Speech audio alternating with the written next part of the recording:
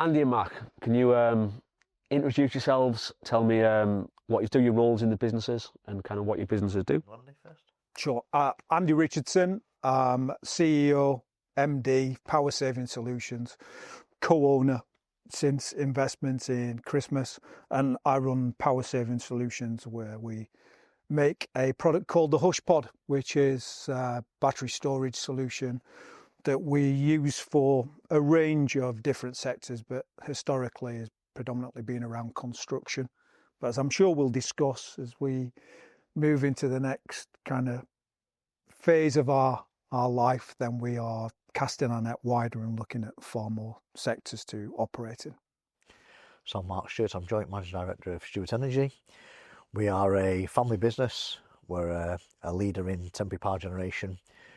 We used to be predominantly diesel power generation, but now we've mixed to a hybrid offering where we offer battery solution storage, battery storage, and also diesel. But we also do temperature control, climate control, heaters, and we're just probably going to move into the chiller sector as well. So Mark, before adopting obviously Power Saving Solutions, the big products, the Hussh Pods, Yes. before adopting Hussh Pods, what were kind of the main challenges you faced with energy? So I think predominantly as the market started to shift towards a greener outlook, we used to struggle with offering different types of solution. We did things where we'd put smaller generators on in conjunction with bigger generators, a smaller engine to save diesel costs. But as the diesel started to get more expensive, it really started to have big effect on our business. One of the biggest turning points was the adoption of white diesel across construction rather than red diesel. And that really was the catalyst for us to really get heavily involved in battery storage. In a previous company that we used to own and run before we sold to a company called Sunbelt, the company was called Mather and Stewart. We had a fleet of hybrid units there and power battery units there, and we had one of the largest fleets in the UK. But they were never really perfected. I was very sceptical of the product. They were built on old lead acid batteries. They weren't built on lithium. And there was several challenges we faced, a lot of downtime, a lot of issues, maintenance issues, and the viability just wasn't really there for us. How did the first communication come about between Stuart Energy and Power Saving Solutions? Oh, I think there's a gentleman called Mike Robbins who worked for Andy.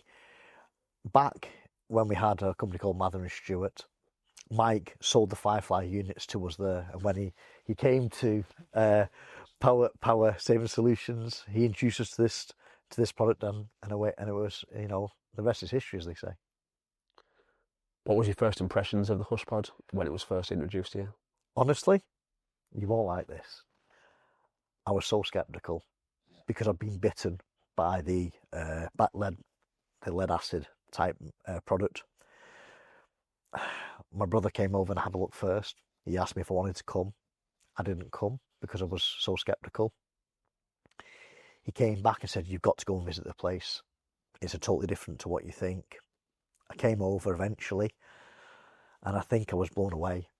One, by Andy and his team, but secondly about how professional the organisation was, and the way Andy had actually shaped the organisation to be service-led and service customer-focused. That really was the turning point for me. You can all sell a product which is great, but if the backup service is not there, there's no point having the product. We as end users need that backup service. Of course, we know about diesel products and we know about diesel power generation, but we don't know anything about battery technology. That's why we need the expertise of Andy's organisation, really. How does that make you feel, Andy? Do you have a lot of customers who start off very sceptical? Is that a good feeling to win them around? It's absolutely right.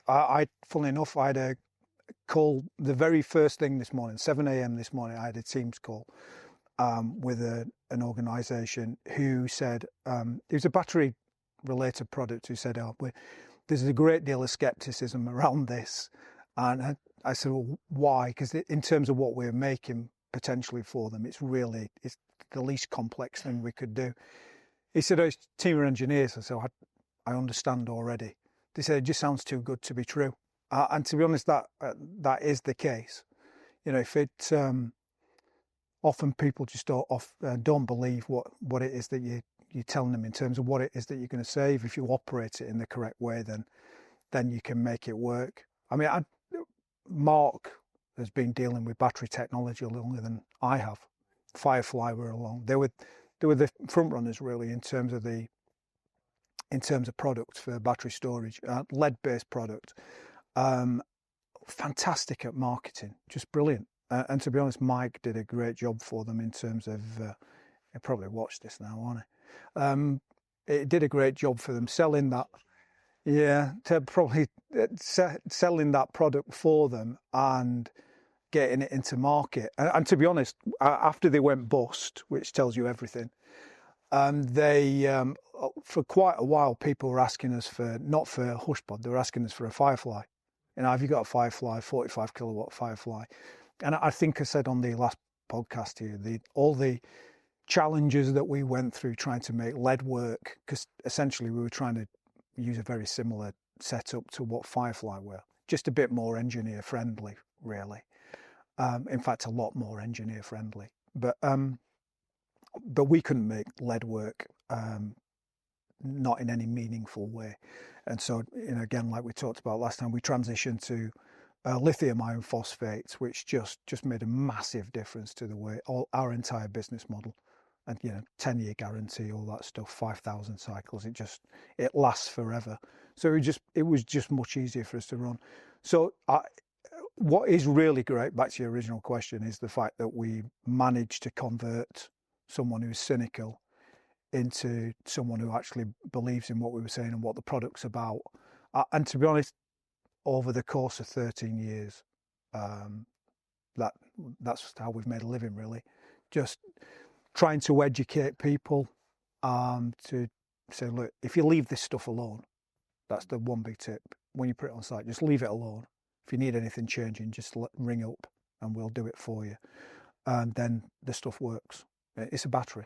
Yeah. You know, nobody questions batteries in any other sector. You know, if you put a battery in a torch, you expect it to come on, don't you? You know, you put a battery in your remote control, you expect to turn over the telly. Well, it's no different. You know, you stick batteries next to a diesel generator and you ask it to power stuff, it's going to power it for as long as there's energy in the battery. So it's a really simple premise, really. What convinced you initially that Stuart Energy would be a great fit for battery storage? Well, I like people, you know, and we were obviously we're a family company, even though, you know, post-December, we are still a family company. It's still got Richardson written all over power saving solutions, and just like it's got Stuart written all over Stuart Energy. It's I really get on with Mark and Lee. The dad's a legend in the kind of power industry, so and they'd obviously got experience with using battery technology, be it regardless of whether it was successful or not.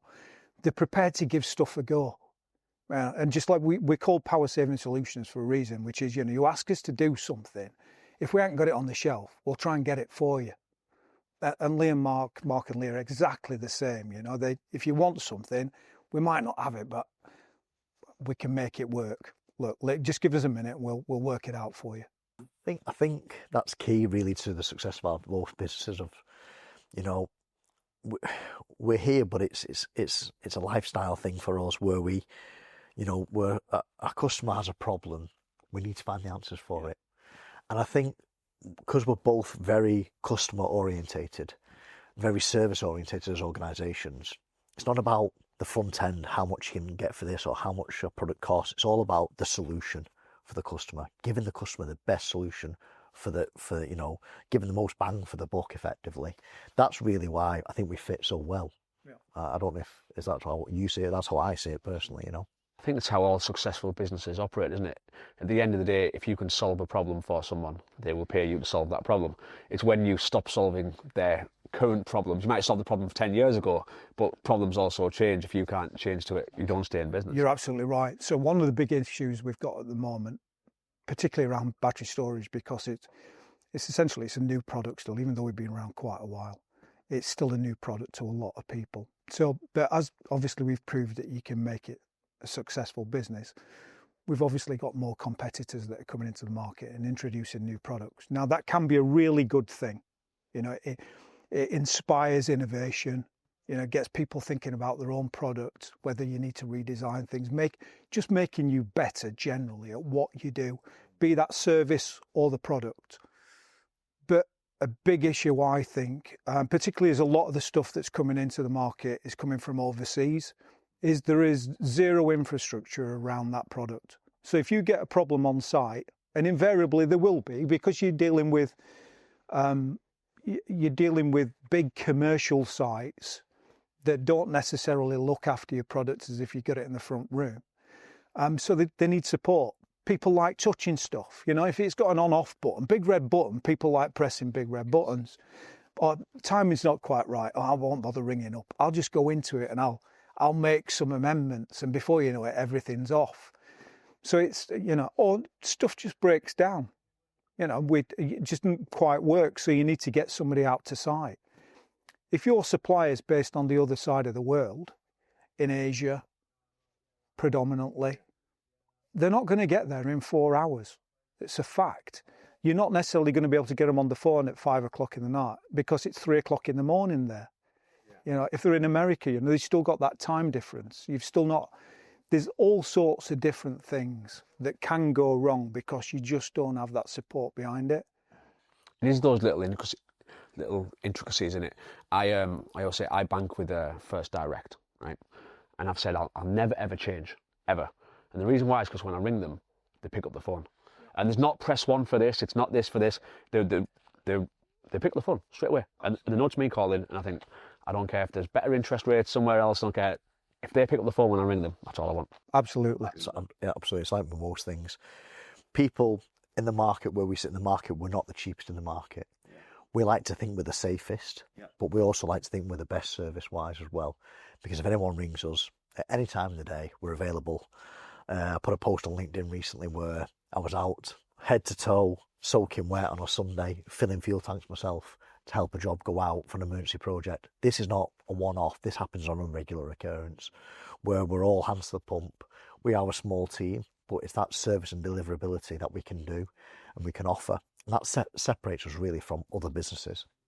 Mark, as part of Stuart Energy multi-million-pound investment, you've recently, I believe, invested in a fleet of 45 110 units. Yeah, so we've been on this journey at the moment, this growth journey, where we're investing heavily in lots of different assets and lots of different products, more generators, new fuel tanks.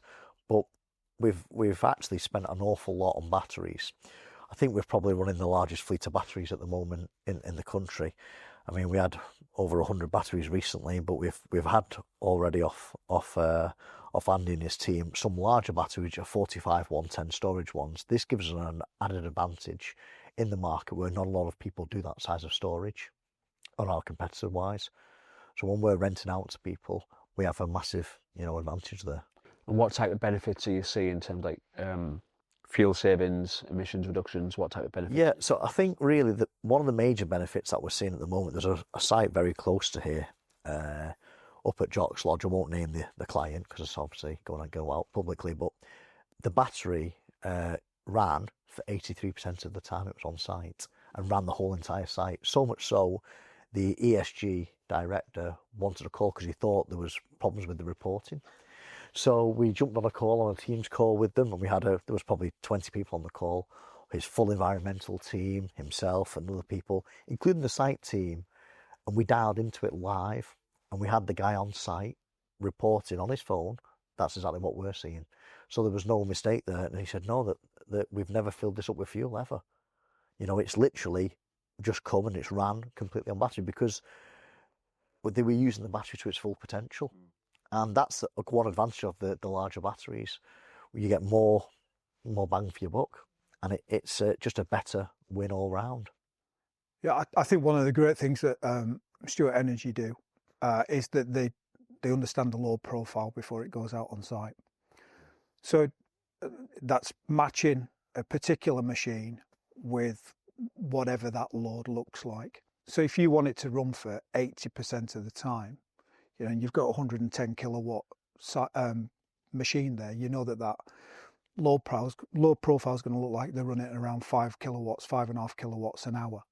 So in order to hit that 80% mark, what you see a lot of around battery technology with certainly some businesses is they will send a machine that doesn't necessarily match what it is that you need. In lots of cases, and this is systemic really of the power market, is that they oversize stuff. The industry is based on just in case. So generators, you'll see, we often, because we see a lot of load profiles, you rarely see a site that's kind of operating with above 20, 30 kilowatts, but yet they'll have 100 kVA set on because the site managers always add 100 kVA, 80 kilowatts. I think you're so right there. There's a lot of that in the industry. One of the key advantages we have, we are power specialists, so we always conduct site surveys before we put anything on site. And we really train our guys to actually look at the load demand and the load profile. But then it's not just that first initial training, it's actually when the machine's on site to monitor it. And that is the key really. The first 3 or 4 weeks, especially with the machine on site, we monitor it very closely to see where the profiles are. And if a profile is particularly high at the night time, we inform the site, listen, you're not getting the most out of your Hussh Pod because of X, Y, Z. And that really has separated us from other companies utilising battery technology. But as Andy said, we really are meticulous in the planning of load profiles, because that is what is going to give you the most issues. Yeah, so again, if it depends who you're dealing with really. But one of the advantages of using a Hussh Pod is that the remote monitoring platform, certainly when people first started using it, was the first time really you got any real gauge on how that product was operating or what the load profile looked like on site. So you could dial into it, just like Mark alluded to before, and you can see exactly what's happening on that site at that moment in time. And it picks up data points, I think every 15 seconds, but as frequently as you want to really. On the platform that we've recently built, our own platform that we've coded ourselves, I think we can pick that up every second if you wanted to do that. But what it did is it allowed site managers to look at online exactly how that site was running and say, actually, yeah, do you know what, we only are running at 20, 30 kilowatts. We only need a 40 kVA machine. We only need a 60 kVA. So even if you didn't use battery storage going forward, you knew that in actual fact we can downsize the generator. So that we are kind of fighting ourselves with that a little bit. I mean, some companies that we deal with obviously are making money on the back of fuel cells. So if you rock up and say, actually, I'm going to reduce your fuel consumption by 80%, well, where's the win for me? So that's why it can be a tough sale as well sometimes. It depends who it is that you're dealing with. From a generator point of view, it's never good to have a generator too oversized on site, because it damages the engine. Effectively, a lot of people don't understand that, but generators like to be worked hard. The sweet spot for a generator for the most fuel efficiency is to run between 75 and 85% of its load capacity. It doesn't like to run at low loads because they start to chop oil, and it's basic mechanics really. It's like running your car in first gear. It's never good for it. So there's all issues surrounding that. So that's why it's really important initially to get that first load profile absolutely spot on. If you don't, it cause you massive problems later on down the line. The key thing is, well, there's another key thing about 75 to 85% kind of sweet spot. So the inverters in the machines are intelligent enough to understand at what load that generator is running at. So we input a load of information before we set it up, which is the size of the generator, what load it's going to run at. So the inverter will know exactly where it is in terms of its capacity. What it will do then is it will do something called dynamic charging. So it will charge the batteries to make the generator run as efficiently as possible. So what it does is it almost negates the amount it costs to recharge those batteries, because it's making your generator more efficient. So sometimes, you've probably seen it yourself, you'll get somebody on social media who will trace back a charging unit, let's say from batteries, and then they'll go back to the generator, and say it's a load of rubbish. You can see generator. It's absolutely not. The metrics are garbage. We completely get that. But the reality is that the cost of charging from that generator to that bank of batteries is almost zero. So you're getting a free charge, and then you've got a load bank of power to power whatever it is that you need to power. And he's exactly right what he's saying there. So the generators work into a most efficient state. It's like running a car at 50 miles an hour, most efficient time for the car. But also it's good for the engine. It's good for the fuel consumption. It's also good for oil circulation within the engine. And it's also good for other parts of the machine. So you're actually keeping your generator healthy by twinning it with a Hussh Pod. There are some other benefits as well that if you're a generator provider, power provider, obviously if you're halving the amount of emissions, how often do you service your your generator? Every 350 hours. So all of a sudden now you're only running for 175 hours, aren't you? So it's going to take you double the amount of time to get that 350 hours. Is that the big thing that you have to really try and get across to people? It's that investment back over time. I guess it compounds as well, doesn't it? Exactly. There's a lot of education involved. There is. The more that you can educate the end user, the easier it is for you to sell. But there's a reason. That's one of the reasons outside of Stuart Energy, that it's proved really difficult to sell battery technology, because the metrics or the information that social media in particular want to provide you with aren't necessarily that accurate. They aren't. If you do understand, if you do some digging around this kind of stuff, then you see it's absolutely the way forward. I know for power saving solutions, you have a very much an approach of trying to add as much value as possible all the time. How do you think that? How does that set you apart from your competitors, do you think? In terms of adding value? Can I answer that? Yeah, go for it. Yeah. From my point of view, or from a client's point of view, the difference you get with power saving solutions compared to other battery providers, we've tried other battery providers, not just these guys.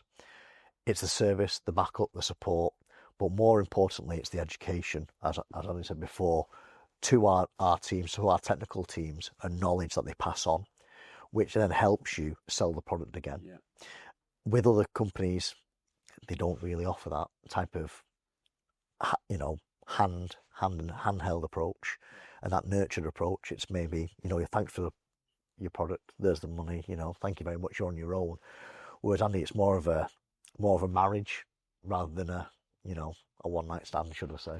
You can maybe cut that out, but it's more of a partnership going forward. That'll be the thing we'll clip for social media. With Andy, it's more of a marriage instead of a one night stand. Yeah. I do not like one night stands.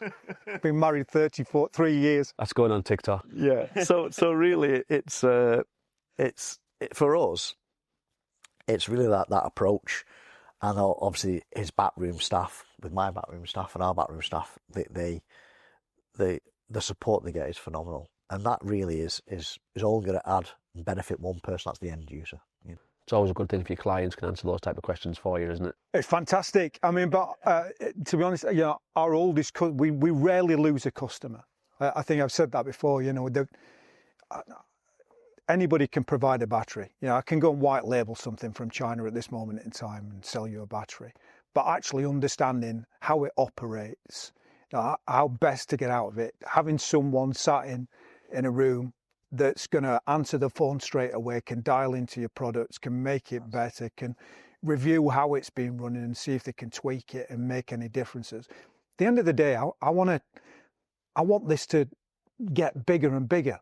Not just for power saving solutions' sake, which is fantastic, but I just want to move the entire battery market. I want every sector to kind of embrace the value of it, because we need to reduce emissions. There is no choice in that. We're all committed to 2030 reducing our emissions by 50%, by 2050, which seems a long way away, but it's not really, by getting to carbon neutral. Is that net zero 2050? Net zero, exactly. Yeah. So that's it. It's huge. So what are you going to do? So one of the easiest ways of hitting your targets almost immediately is by using battery technology.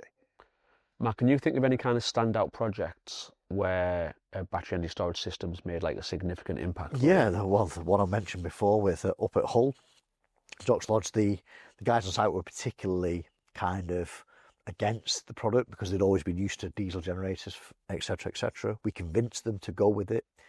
In fact, we actually said to them, take it for free for a week, and if it's no good, we'll remove it from site, just to give them that comfortability factor. We put it on site. It was brilliant. We ran it for 6 months on site. It was great. And actually, then we had the call off them because they didn't realise it was working so efficiently. Or when we sent them reports to them, they actually thought the reports was false reporting, and they wanted to investigate it.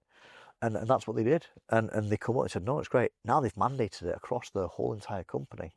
This is a large firm, you know, over £1 billion turnover. So they've mandated it across all their sites now. And it's starting to really take effect because it helps them with the carbon credits, as Andy, because, you know, make no doubt about it, in the future, we may get taxed on how much carbon we emit as companies. Well, you're going to. I mean, that's an absolute certainty. We're getting taxed on everything else. Yeah, I mean, but they'll certainly attack businesses that are emitting too much carbon. So the obvious way to do that is obviously through carbon credits. So, you know, you get issued a carbon credit for every tonne of CO2 that you emit. So people currently are trading carbon credits, you know, particularly for people who are emitting high. They'll purchase credits from low emitters, so balancing it out. Is that a thing, is it? So, oh yeah, if you're 50% below the threshold, but someone else is 50% over theirs, they can buy your credits from you. Can. But there's a value to that, obviously. There is a price. I'm not quite sure what the price is of a carbon credit at the moment. It fluctuates quite dramatically. I guess it's similar to like solar panels in it, where you can sell energy back to the grid almost. Is that like a similar type of? Well, the carbon credit is not a physical thing. No. Yeah, I mean, it's like buying a stock. So you report how much CO2 that you've saved, you get a carbon credit attached to that. You just have to join the scheme. So, but you've got to be able to prove that. So, I mean, I was talking to someone last week actually, and they asked about what do you think it is that is going to move? You know, what's the differentiator? It's a bit like you've asked between us and someone else that's providing our kind of technology, and what do I think will drive the business forward in future? And I said all about that added service and stuff, and they thought it was going to be data. You know, their access to, just like we've said about the reporting system, you know, dialing in, that data is going to be key in future to obviously proving that you are carbon efficient. But it's also to prove and to let your end users know that actually, you know, you're getting the product that you pay for. These are the metrics around your business, and this is how much energy that you're currently consuming. So I genuinely, I think he's right to a large extent. But my fireback to him at the moment is we produce a lot of data on a monthly basis. To be honest, one of the other things about dealing with Stuart Energy is it's not an easy ride. Right, it might sound like it in this, but it's not. So they manage us. So, you know, and if we've not supplied something, we've not provided something, then they'll be on our backs to provide it. And information is one of them. Yeah, massive. So my challenge with the guy that I was talking about just now is that 95% of the data that we send out goes unread. Yeah. But that will change. It's like smart meters, isn't it, in a house? Nobody reads them until they think, oh, that seems a bit high. Yeah. I'll challenge that, and that's why, you know, it's the proof there. It's the having all that to back up the story that you're giving, be that good or bad. Because one of the other things that I think is going to happen, not too far down the road, is lots of businesses have been reporting that they are saving carbon, and particularly with battery storage. And it's entirely unregulated at the moment, but there will be a time when it isn't. And just like Volkswagen were massively fined for misreporting the carbon that was being saved on using hybrid vehicles, the same is going to happen in this I think particular the industry field. definitely needs to go towards a regulatory body, and people an independent body which can look at companies, because there's all companies out there which misreport information to gain business, which is completely wrong. I think the good thing about when you're dealing with Andy, you know his data is completely 100% accurate. It can't be changed. It's not something where you can put into a programmed unit and it gives you what you want to hear out. So we regularly get reports off Andy and our site's only working at a low percentage. Well, then we change that as a business, and we actually send someone into the site, and we show them the information and say, this is how it can be done better. Your site's failing a bit on producing and saving fuel because of this. You need to change this and change that. And that's really what separates us a lot. And, you know, I think when I did one of the initial conversations we had together about information, I said to you, I want it all, warts and all, the good, the bad and the ugly. Yeah. We don't want something dressed up so it all looks great, because life isn't like that, you know. And we just said, give us it, you know, warts and all, because we want to see, you know, that, and that's the real where we are proactive. And we do, as Andy says, we do demand a lot of information, because data is the key to success. And also it's good information that we can utilise and work with. Yeah. The interesting bit for me with the data is whether that changes over the next few years. So at the moment, the first question that anyone asks when they're taking battery technology is, how much will this save me? And I've said to I forget the amount of times that I've said to someone, well, when was the last time you got a diesel generator and asked them how much money this is going to save me? You just never do. But your reason, therefore, for taking battery is because you're looking for it to save you cash. In reality, you're looking for it to save you the wrong thing. Because even if it breaks even, surely the saving the CO2 in the atmosphere, it then makes it worth it. You know, what is it worth?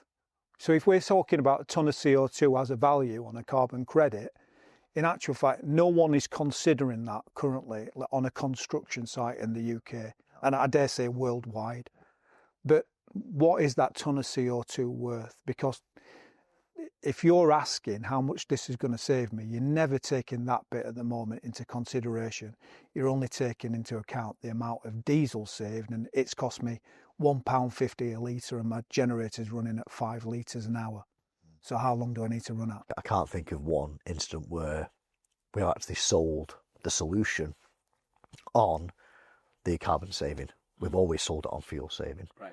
I can't think of one instance where a procurement department has said to us, well, how much carbon is this saving? Don't worry about the financial cost. How much is the carbon? Because they're so driven on the financial savings, really, rather than the actual carbon savings. But as we start to get taxation towards carbon emissions, I'm sure that will have a big play, and it will start to come in, because then all of a sudden you're changing the mindset, aren't you, from just what it is as a carbon emission to now it's a financial tag along with that.